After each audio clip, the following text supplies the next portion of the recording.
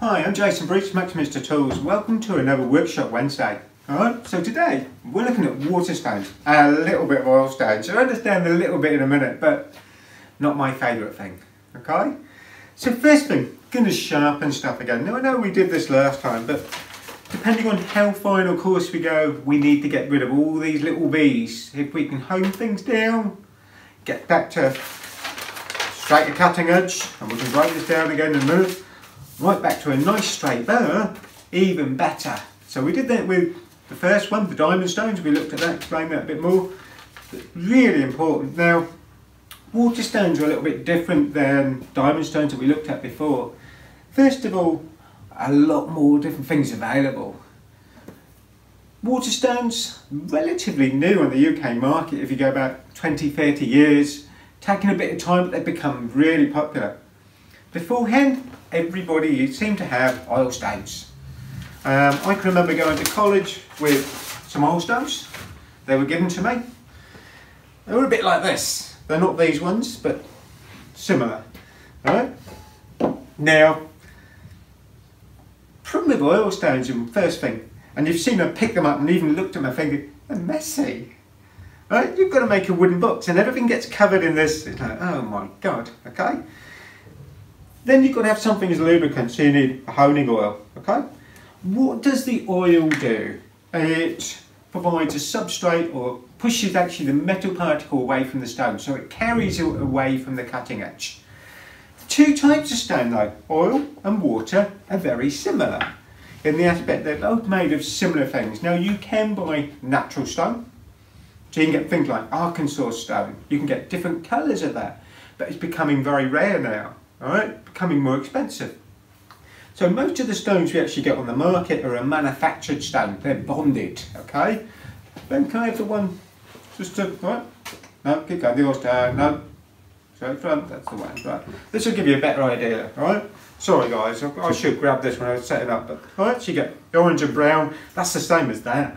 Okay, but they're a manufactured stone. They're resin bonded. So these have got silicon carbide, aluminium oxide as grit powders. Then there is something as a binder, a cement if you like, or a resin. That brings it together as a block, something we can use, okay? The lubricant helps the metal particle not stick to it. Now the normal scenario problem definitely with this is the metal particle sticks on the surface, especially as it dries out. The stone starts to glaze over. Okay, so you've got to have quite a bit of oil to flush it out. Look at this a minute, okay? Gives you an idea. This is all metal particles. And who said these aren't messy? Okay, so with a water stone, you get the same sort of thing. Now, oil stones have quite a hard bond. They're quite a solid block, okay? And they are classed as a hard bond. Water stones are made, alright? So we go to the other part now. You can get natural stone, but again, becomes quite expensive. So we actually have a pile of different water stones. These are resin bonded. So there is a clay type resin bonder. Again, they're using silicon carbide, aluminium oxide as powders and grits. These are natural stones that appear in certain parts of the world. Japan has lots of, alright, so they've exploited that. But again, over the years now, it's getting more scarce. So they're using up the waste material more. They can also manufacture materials for it. So they are resin bonded. They are what are classed as a soft bond. But I'll tell you, if you drop it on your toe, it's still going to hurt. So there's nothing really soft about it. The soft bit is actually the fact that it is designed to wear away. So in other words, it flushes away that used particle that's doing the cutting and relieves the new cutting face so the stone constantly cuts. So actually, out of the three things we're looking at the moment, from diamond, oil, water, possibly abrasive, scary sharpening, this is the quickest thing to cut with. And will also take you to a finer edge. Okay, so therefore those are bits of benefits. Now next thing, let's just get Ben in a little bit. I just want to have a look at what we've got on the front here. If this is relevant, okay? Now on the front of the bench here, I've got 5 hand plane blades. Over the years, things were pretty much quite normal. In reality, but.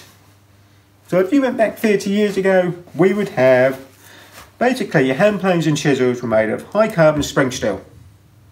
Okay, as a tool steel. It's had a little bit of flex. You can also get cast iron or Rorscart. So, but most of us would have that in our plane. As things have developed though in the last 30 odd years, and metal technology of using computer controlled stuff, they've developed different alloys. So high carbon spring steel, we're using the rider planes. O1 is similar to high carbon spring steel. It'll hold a good edge, quite easy to sharpen. A2, a bit harder. So in other words, it's a bit harder, it'll hold an edge longer, but by being harder, it makes it a bit more difficult to sharpen. Lie-Nielsen do A2, but then they cryogenically freeze it. That changes the molecule structure again. Again, it's changing the hardness of the metal. Now, by making it harder, it holds the cutting edge longer. So, less sharpening. Downside, can make it more difficult to sharpen.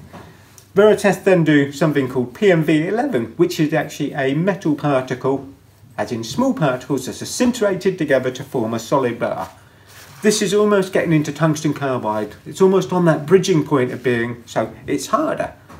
Okay, suitable for hand planes, but makes it harder material to sharpen. Now the oil stones, they pretty much stayed the same for the last 50, 60 years. Yes, there are bonds, they're doing the, okay. Water stones they've started to look at and they've developed and changed things a little bit. Now when I first started, the most common thing we would have as a water stone was a combination stone. Okay. Now the problem with combination stones like this, they're quite narrow. This is based on the oil stone size. This water stone, the combination that size, were done really for the European market because that's what we used, that's what they're going to want. Now the problem with this, it's a little bit narrow again for what we're trying to sharpen. Alright, this is a 4.5 blade, alright, 5.5, so these are 2 3/8 wide. Be nicer to have that bit more width. So they then started to supply stones, first of all that are a bit wider, but the Japanese have also looked at what are plain blades now being made in? Can we make a different ingredient, different resin bonder, different stone? How can we mix this? Give us the best of everything. So some of the stones we've got here on the bench now are more suited. So my favourite stone, combination stone, 1000 and 6000 grit. Okay. So we have two sides, coarse, fine. This is more suited for these harder metals. So it's quicker cutting, relieves fresh particles, provides a good sharp edge at the end of it, fast and effectively. The harder metals on your old oil stone going to struggle a bit because they're quite hard as materials to cut. So they actually take the edge off the cutting tip, if you like, of what's in the rock. This relieves the new face quite quickly. Okay, so your blades will play a part in, or the metal that is in there will play a part in what it's actually going to do. So your water stones, let's just get Ben just to pan round just a little bit. We've got lots of different things here. Now on the diamond stones, we used a 140 grit, a 400 and a 1000. Okay, now as I said in that video, the stones or the grading system for the stones we're sharpening on seems to vary a little bit. And it's difficult to explain. I wish it was like 150 particles per square inch. Okay, I do know with a 10,000 grit water stone, it was measured on 10,000 silk strands across a sieve. How did they ever set up 10,000 silk strands? I dread to think. I mean, Ben stood here laughing, but this is history, isn't it? Sadly, but that's how the Japanese measured things. It is going back to that era when they had samurais and things were sharpened on water stones. So we've used, as we said before, 140, 400 and 1000. On here, the coarsest stone I can have, and I haven't got one here, it's a 240 grit. And that would do that hard work like we did on the Shuken diamond stone last week of cutting it back. Getting back to a nice clean bevel. Okay? Coarsest stone I've got here, 800. Okay? Then we go 12, 3, 4, 8, 10,000, I've got 1,000, 6,000, 6,000, so lots of different numbers. The higher the number, the finer the finish will be. So in reality, the higher the number, we're going from something coarse grit, 240. Lots of deep grooves. Something that's taken those back, ironed off those sharp points if you like, or those little weak areas back to something, so maybe more 1200. Then if I go to a polishing stone, we get a lovely straight bar. In other words, we got rid of all these little weak points that break off. Okay? So, lots of different stones there. And people go, do I need all of them? No, that's why we're doing this video really, because what do you need? I can put this out of the way for a minute. Okay? That was quite a handful to lose. In here, when we do the teaching side, I use a couple of different kits. There's an Ice Bear kit which has those two stones, or the Besta combination. I can go finer, I'd go up to a 10,000 grit if I really want, but this will do what most of us are going to want. If you want to do some coarse work, yes, as in get rid of some damage, you need to go a bit coarser, 240 grit, okay? But that white stone and the white one on here are the same grade. Other thing with these is they're nice and wide. Next thing with water stones, they need to be kept in water if you can, if you're going to use them, or soak them for 5 minutes before you're going to want them. Okay, so I'm just going to put those back in there. Ideally, don't let it freeze. If it freezes, it'll crack the stone. The water is there to flush away that material that's been cut off. Flush it out, okay? So, I've got a number of different grits there. Oil stone we might go back to in a minute. We're going to do something on flattening with the oil stones as well. So, want to sharpen something then. What have we got? Okay, first thing, I want to make it repeatable. Okay? So I've got set up on here, we've got holders. So, it doesn't matter too much which stone I go with. I'm going to go with the Ice Bear kit just for a second, look, okay? So I've got my 800. Look. This is 6,000 grit. Ben, can I just have the rubber holder like I've got here? That one there, okay? So we get these rubber bench holders that go in underneath. Not bad, either of these will work quite nice. Let's just do one here. One thing that I have had comments from when I've done shows and stuff. See if we can get Ben just to come in up. Can you see this on here? The colour change down a bit. Okay. Alright. See that? So what does that look like? A bit rusty. Now if people look up and say, yeah, but these are designed to go with water. They shouldn't go rusty. What actually is going rusty is the metal particles that we're actually cutting off. So I'm using just a soft brush, okay? So in other words, at the end of the day, if I don't do the thing of clean this up when I've finished, the metal particles that we cut off, all right? So what we've cut off, the plane blade, the chisels, we leave them on there, starts to go rusty. It'll dry out and go rusty. So actually, it's not the holder going rusty, it's what you've left as a residue. So, let's put that back in there. 6,000. We can move stones around a little bit. Now, tighten these up. Pinch it in place.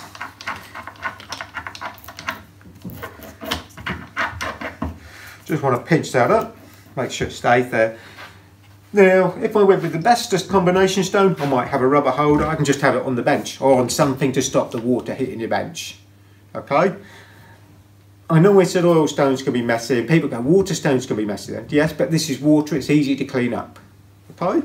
So, I'm going to put that back in there for a second. So we've got our stones. Now I want something to guide it. Again, I said I could work possibly freehand. I don't know. Difficult to do. I'm getting older. So, we want plain blade. So we're going to take the Lie-Nielsen blade out here, okay? Lost my screwdriver. Where did I put that? Ooh, Ben's now hunting. So, let's just do something we shouldn't do. He's got him. Good, alright? So I'm going to do that. We take our blade off, okay? Put that back out of the way. Move things that are kicking about. Okay, so we have our blade. Lie-Nielsen blade, this is A2 cryogenic steel, so relatively hard. Going to colour the tip in, okay? Just going to move these, which in reality we don't need those there now. You can understand the different hardness of the metal. Get rid of that distraction. Water. Normal tap water, doesn't have to be anything special. Next thing then, we want to be able to make this repeatable. Now we could use the Eclipse honing guide. We used that last time. So the diamond stone, we've shown you that with the diamond sharpening station. This gives you an idea where that came from. We've got our board, cutouts, lamp stops. So we've done that. Veritas make this is a honing guide. I'm a real fan of this. So the heads I can interchange, you'll see why in a minute. Going to put that on. Put the screw back together. There's a little nylon washer between that brass screw and where it clamps down. Setup jig. Nice big roller. Much wider than what we had the little Eclipse one. So a lot more support for what we're cutting. Setup jig that slides on a dovetail. So that will go on. I'm just going to pin that up. We are doing standard angles. 30 degrees on the yellow. So that relates to where we are on here. Green, yellow, red. We want yellow, middle one. Okay, all right there. See that nicely? Good, okay, good. We've got these two bolts we can undo. We have got a hand plane blade I'm going to undo here. There is a scale, 1, 2, 2 and 3/8. So I'm going to come out to about there. Just pin this up, turn it over.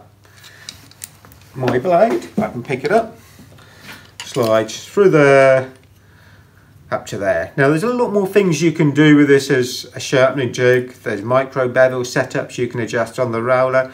I like to use it just in its most basic form. So I go for the angle I want, 30, set it up to that. Make sure I tighten both of these equally. On a plain blade like this, not too difficult to get right. Okay, so we're there. So I've just now taken the set off jig, slide it back off the side. Okay, I know I make this look simple. I've done this a few times now. So, our blade there, onto our water stone. As we said, Neil, it is still possible to get unevenness on this, on how you're sharpening. Us, hands, fingertips. I put my thumbs back in underneath. Hopefully you can see all that. That's good. To there. All right. Now, water stones cut there, pulling towards you. Relax. Okay? A bit like a Japanese sword, cat's pulling towards you. What happens if you get it wrong? Okay, let's just turn our stone up on the side. We go this side so I don't destroy the label. Little chisel. We can cut the stone if we push into it. The stones are relatively soft. So this is a slightly different technique than if you've used your oil stone for years and you suddenly go, yes, you can affect it, especially if you're freehand sharpening. If you go with something with a honing guide, it'll make life a bit easier. Got a bit of debris on here now. I can hear it. Okay, so back and forwards. So we're using a 1200 grit stone. This is a cutting stone. Okay, nice and relaxed on there, not too much pressure. Yeah, God. I need a bit more work on this one then. So, putting the pressure in, you can see the colour. Now I looked at, still got a bit of pen mark on the front.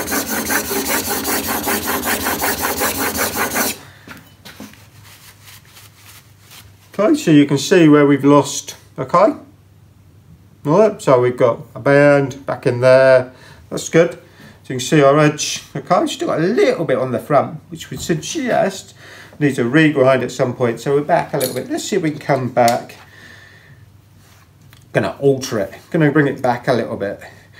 Now with the harder steels, there's nothing to stop me coming back to 33, maybe 35 as an edge. Okay, so I'll go to there, get that back in locked in. So I'm changing my bevel angle just slightly to compensate for that little bit I'm leaving on the front. So doing back up, so I've locked it back in place. nicer water stones wear a bit quicker. You can see, hopefully if I put that back on there, let's have a look, that little lump, okay? So what is that? That's basically the resin bonder, the clay bonder on these, which is a bit softer. Now we can actually use that and build that up. It'll help put a finer cut on the stone. We don't want that on a 1200 grit stone, really. Okay. That's better, alright. Down to our edge again now, okay. So, we're now going to do the back. I just want to get rid of that there. I'm going to clean up, alright. Get rid of anything on there. So, we've gone from 1200, 800 grit, somewhere around there. This is 6000, okay. Now, can we do? I'm going to do half, I hope. Everything's rocking about.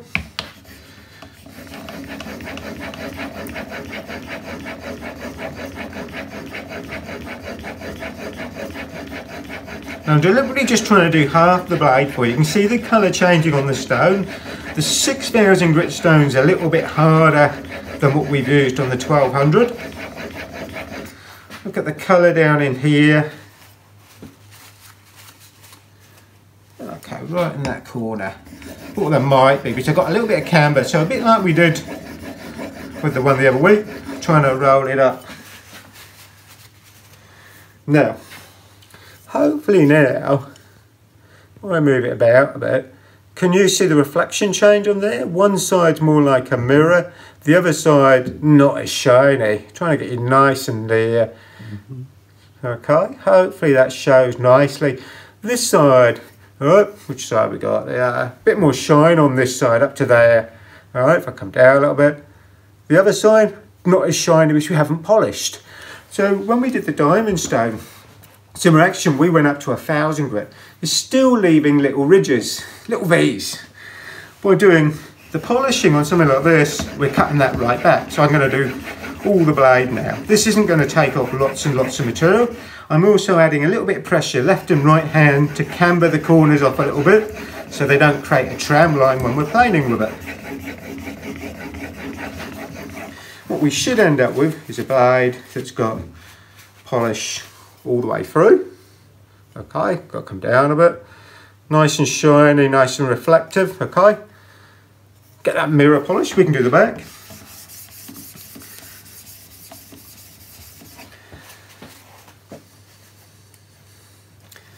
Okay. Definitely got something that's more shiny than we did last time, okay. Now I can do the back of the blade as we said. We want to do this bit, a bit more water, it will flush off the particles. Other thing I can do though, and we could have done one that was in the holder as well. I get people who ask me, what does this do? Now this is a little Niagara stone. This is about actually, first of all, it helps keep this relatively flat. I'm also now just starting to stick, cleans the surface of the stone. Didn't want to push that white slurry off at the moment, want to keep that. Put that back in the water. So this stuff I can actually use as a polishing paste. Okay, bit finer again. So you can see how we're getting that dark colour. We can polish the back of the blade up nicely. Make sure it's nice and flat. We can do lines. We could have done the top when we were there. Okay, let's just move a few things about. Get rid of our water. You can see why we got our rubber mat on the bench. Leather strop. Even though I've gone with 6000, I still like using this. Again, do this freehand now. I can pull this towards me. This is getting rid of any micro wire edge that we've still got floating about. Okay, down, do the other bit. Turn them over, have a look, okay? Getting something sharper, hopefully.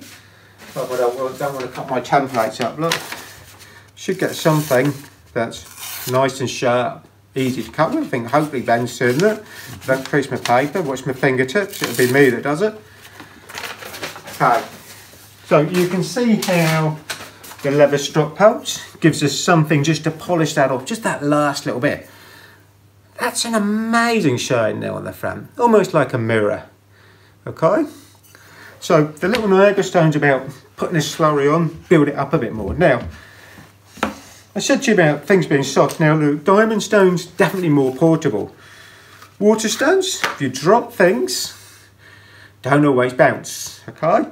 So they are a bit more fragile, so not the sort of thing you throw in the back of your van and go to the next site and hope to get out and find it in one piece. If you want something like that, put it in a lunchbox. Put some water in, but don't let it freeze, okay? So this one we dropped, a bit annoying, still be usable, but just broken that corner off. Because they're relatively soft. As we showed you with the chisel, you can cut into the stone, okay? So, we've just done hand plane blade. Nice shine. On here though, let's stick there just for a second. Let's put this back in. I'm jumping the guns a bit. Gonna go with the tricky chisel. I've deliberately picked this one just to show you. Okay, so Veritas obviously knew they had a little bit of a problem with this when they made it, because you have your bridging points from either side. That's what's securing it. It's clamping the bar in between. So on a little chisel, if you don't clamp things equally, you do one side more than the other, doesn't grip it, because the bar's not pulling parallel now. Alright, so I can even see from where the nuts are on the top, very different. Okay, so that visual thing. So they made something else to fit on here. So we can undo the head, take it off, change it. So this is a bit different. Narrow tool jig. So, go to there. This has got a set of ice jaws, in and out. Okay, it will do that one. Okay, so we need up there. We are on yellow line again, 30 degrees, reset it. Hang on. Back into there. Oops, slid up.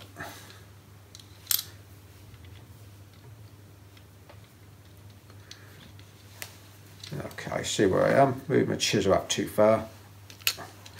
Bring this down just a touch, making it look awkward now. Drop my chisel back out of the way. I can then come back down to 30 where I want it to be. That's better. Into there. So 30 degrees here. We put our chisel up. We've got our lamp stop. We've got something that clamps either side, keeps us nice and square. The jaws on here are quite adaptable. They're quite deep.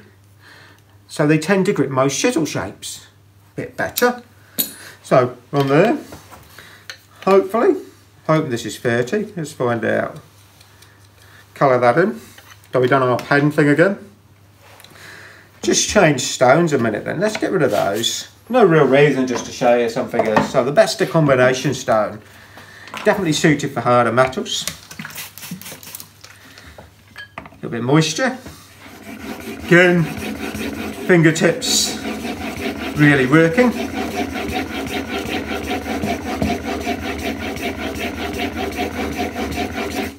Hopefully we're up to a nice clean edge. We've got rid of our pen. Okay, so first side, we do the back. Turn it over, 6,000 grit.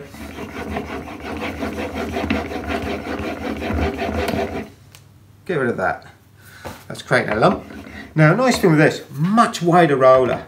Definitely a lot more supportive. So easier with the chisel to get them.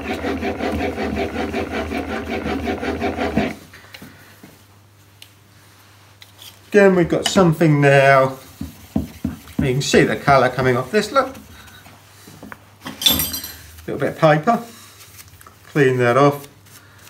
Even at this stage, we've got most amazing mirror edge.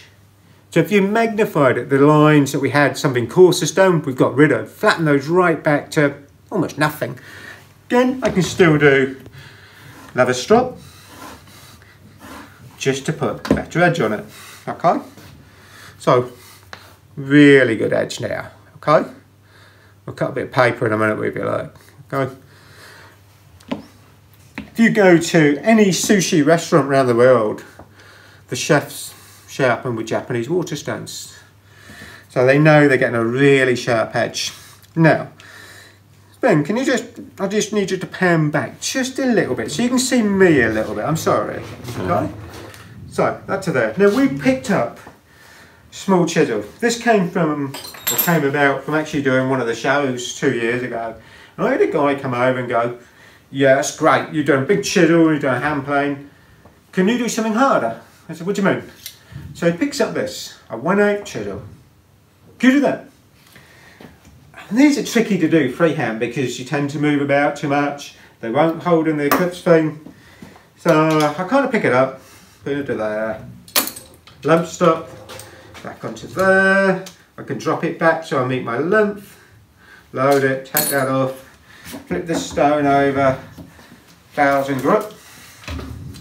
So I'm there, I set it up, I go, right, so what did you want to know? And he said that these are a bit difficult, and I went, yeah. So what I'm trying to get over is, almost, okay? I said you need to concentrate that, so you do need to focus a little bit, right? But it makes it easy. Got to do the back. So nice and gently try and keep that flat, that's tricky on this.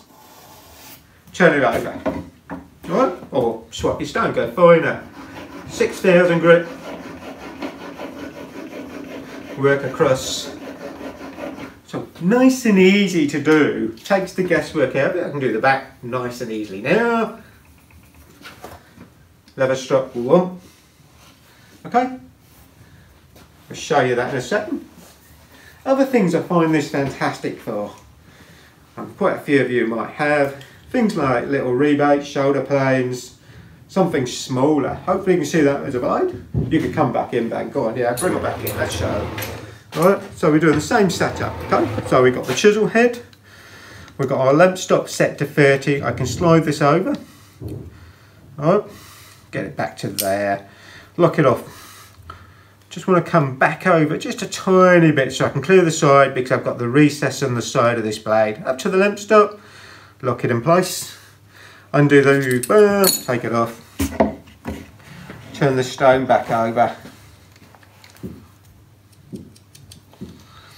Art college training.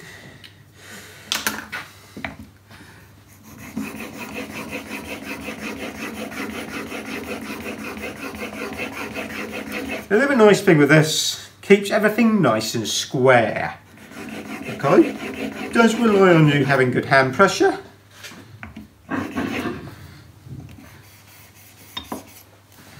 Thousand, finer stone, 6000.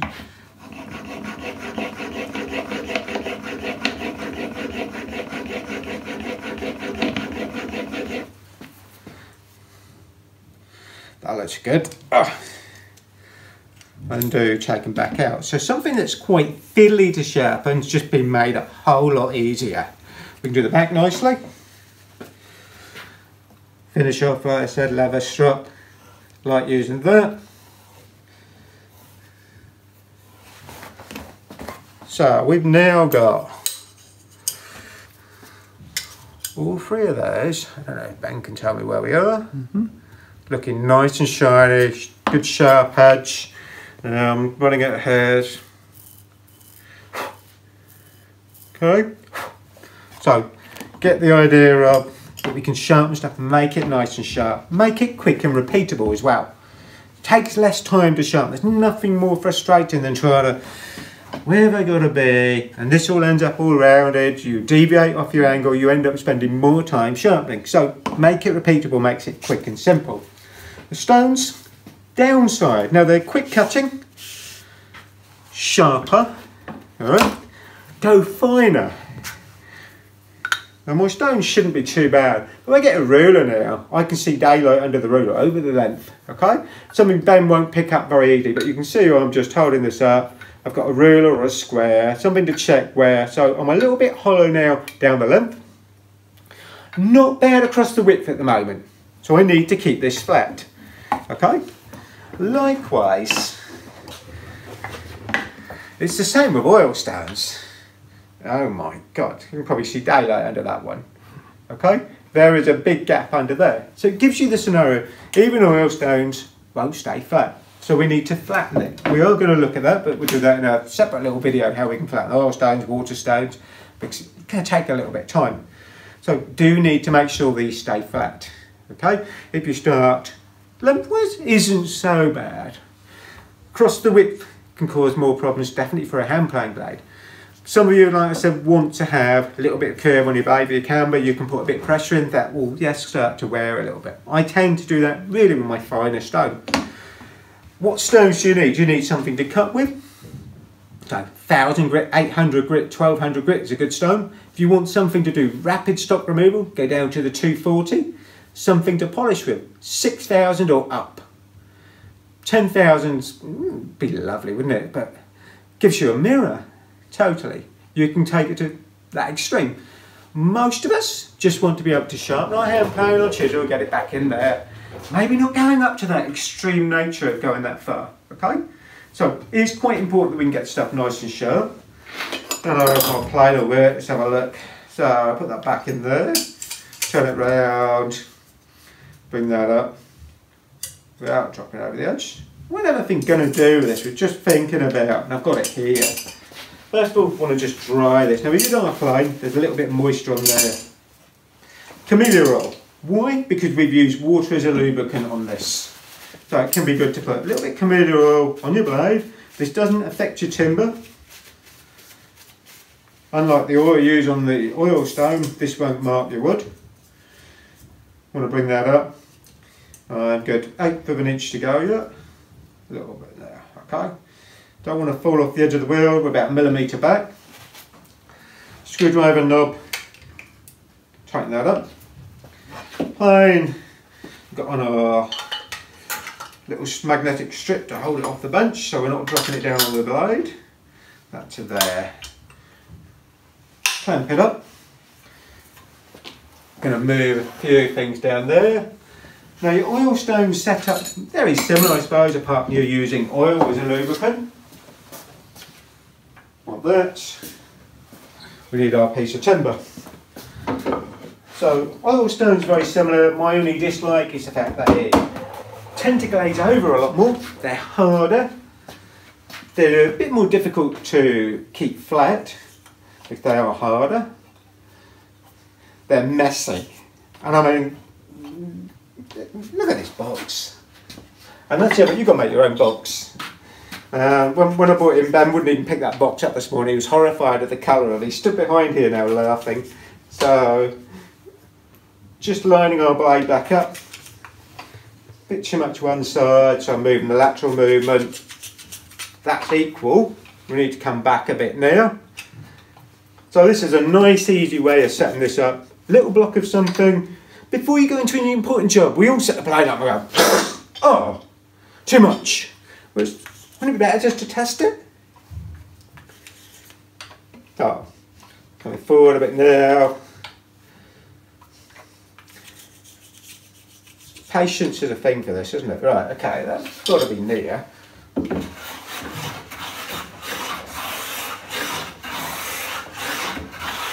Now again, we're playing with a bit of satin wood.